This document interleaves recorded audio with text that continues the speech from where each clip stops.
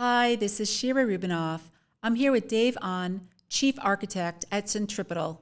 Centripetal talks about a global view of threat intelligence. Dave, it's such a pleasure to speak with you again today. It's a real pleasure to be here, Shira.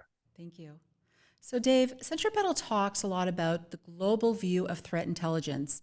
And as in the industry, we know there are three levels of intelligence in cybersecurity, which are strategic, operation, and tactical. So I want to dig a little bit further and ask you, what does this totality of intelligence mean to organizations in the industry? If you could explain to our audience in a way that they'd really understand the breakdown of it and how they can really grasp it and use it to their best abilities. Sure. So that's a really provocative question. And the totality of intelligence is really about, let's say, reframing the lens of how you view intelligence. So intelligence tends to be evaluated very often from an individual or an organization-centric view. So you're looking at the three different levels and what does each intelligence product or service or capability do for us? But really, the question is, are you missing something by looking at the micro? Should we look at the macro and consider what is all of the intelligence that is available around the world that could be at your organization's disposal to make an impact? So when you're talking about looking at the macro or looking at the micro, how does an organization make a decision of where it ends?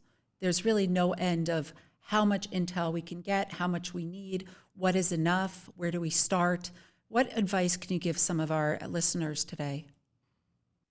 So I think that's a really tough question and a challenging answer because I think as an industry, we haven't done a very good job of being able to make the intelligence consumable and understandable. So I think one of the first things that an organization can do is to assess areas of weakness, gaps of that knowledge. Intelligence is really information. It's information about the actors, their activities, what they're doing, vulnerabilities, and so forth. And if you can take a value assessment perspective in terms of what are your gaps and where can additional information make the most amount of impact, then you can start to distill and figure out, well, is it strategic information? Is it tactical information? Is it network-based information? What information can be helpful? Oh, that's great advice. But it really sounds like the cybersecurity and the cyber world and cyber threat intelligence itself is fragmented. Why do you think that is? Oh, that's a very, very interesting question. I personally think that it has to do with being a byproduct of how our industry is sort of set up. What I mean by that is, we have thousands of cybersecurity companies, hundreds of intelligence providers, thousands and thousands of individuals who are all working towards being the first to discover, being the first to crack that nut, or being the first to publish and innovate and invent and create products. And in all this effort that we're undertaking, sometimes we're not as good at collaborating, sharing information, and we're hyper competitive. So if you think about even products, no organizations would buy two of the same product type from two different companies. They would choose one. So there's a natural competition that I think is having a collateral damage effect on that fragmentation that you speak of.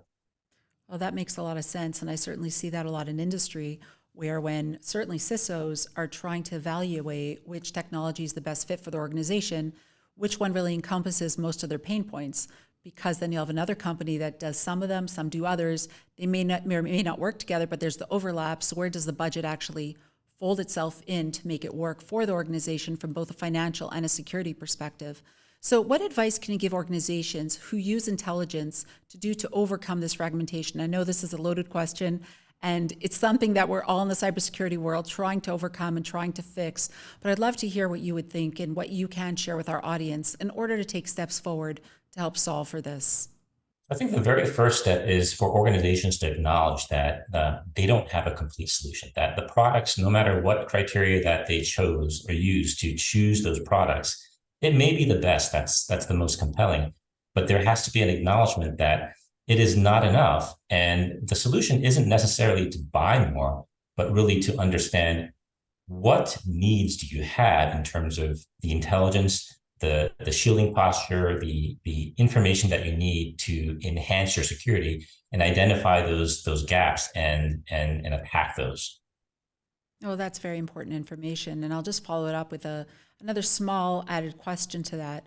Certainly, organizations are looking to collaborate, they say, on the large forum.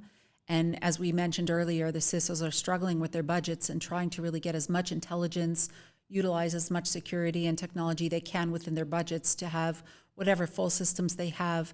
How would you encourage organizations to really collaborate on a larger scale to help fix this type of fragmentation? If you could have your wish list of things and everyone would follow it, what would you suggest we all do?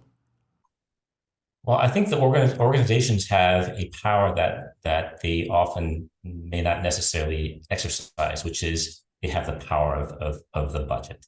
So you can challenge the providers, those partners, to step up and collaborate, and to challenge the claims in terms of if their solution is truly comprehensive, what are the gaps that they don't have that they're unwilling to acknowledge publicly, and to strengthen those partnerships with others in order to provide a better cyber defense.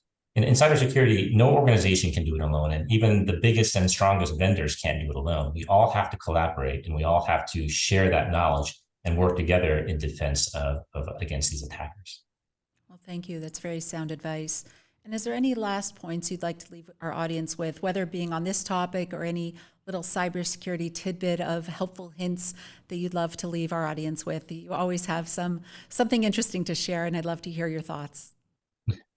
Thank you. I really challenge organizations to continuously push the boundaries and think outside the box and not accept the status quo. That is, if something is not working despite their best efforts, try to identify what it is that's not working and speak up and challenge not only within the organization, but also to accept new ideas or try new ideas that maybe goes against the grain. But having said that, could open up insights and opportunities to make that difference.